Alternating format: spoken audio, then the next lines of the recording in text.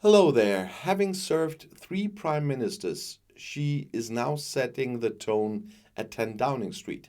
But who is Liz Truss? It's a decision that has hardly surprised anyone anymore. Liz Truss became the new British Prime Minister, although with a much closer race with Sunak than expected. The previous Foreign Secretary was elected leader of the British Conservatives on Monday by a majority of the 172,000 party members, and thus succeeded Boris Johnson. She defeated her opponent, former Chancellor of the Exchequer Rishi Sunak. Both have travelled the country in recent weeks and fought quite a duel for the key to 10 Downing Street, the centre of power in Great Britain. Outgoing Prime Minister Johnson recently had to vacate his seat after his government became mired in more and more scandals. At the wheel is Liz Truss, a woman with a colourful political past. Truss has been a manager at Shell, a member of the House of Commons, and a Secretary of State and Minister for a number of areas, including education, trade, and equality. She was Minister in Cameron's, May's, and Johnson cabinets. Most recently, she held the office of Foreign Minister. The new one at the top is considered to be extremely adaptable. Critics call her a political turn-neck or human hand grenade. That's from Dominic Cummings still, because she is allegedly so impulsive. Truss is also referred to by others as the candidate of simple solutions. Her answer to inflation: lower taxes.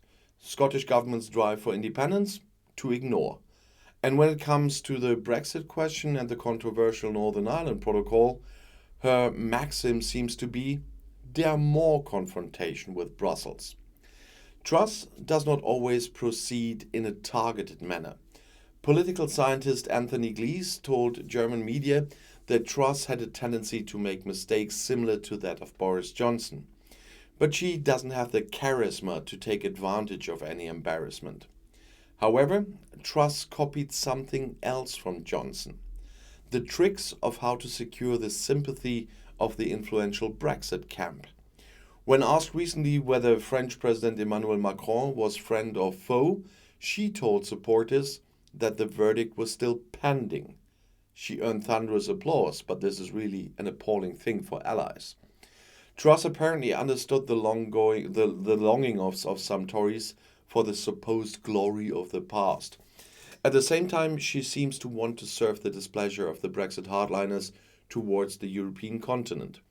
She wants to unite both narratives, even if that leads to contradictions, because her secret role model, Thatcher, was an open supporter of the European single market, as political scientist Anthony Glees explained.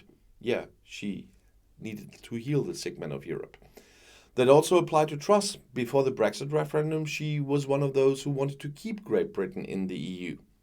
I don't want my daughters to grow up in a world where they need a visa to work in Europe. That's what she said at the time. And today, she has apparently changed her mind, at least on the outside. Otherwise, her struggle for the party leadership would probably have been a lot more difficult. In any case, she certainly had the support of the Brexit hardliners in the party. The Brexit cause is not the first U-turn that Truss made in her career. The Oxford graduate started with the Liberals. At the age of 19, the now Prime Minister advocated the thesis that the constitutional monarchy should be abolished in Great Britain. And today, when I'm filming this, she had to go to the Queen. A former Oxford politics lecturer recently attested to Truss' ability to throw a passionate conviction overboard and instead represent other certainties without any hesitation. Her instinct for power and political flexibility have now swept Truss to the top of the British Conservatives and also into Downing Street number 10. But the start of her government will not be easy. Boris Johnson's chaotic era may be over, but the stubborn Johnson bequeathed Truss a multitude of problems. The confidence of many people in politics, especially in the British Conservatives, has recently collapsed massively. The Labour Party is gaining ground in the polls, most recently quite ahead of the Tories.